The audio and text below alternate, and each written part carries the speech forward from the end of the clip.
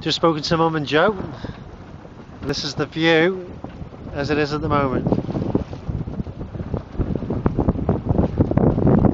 And over there, you can't see it, but over there is Portsmouth with the Spinnaker Tower, if you can see that. And then behind me, about 10 miles that way, is about Chichester, where we've come from a place called the West Pole. You can't really see it. I can see it here, but maybe not. And over here is South Ayling. Absolutely glorious weather. Beautiful. I'm in heaven.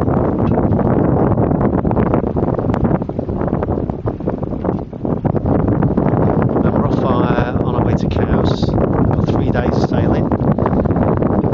And I'm starving because I haven't had a bite to eat all day. At least I don't have to stop travel poo.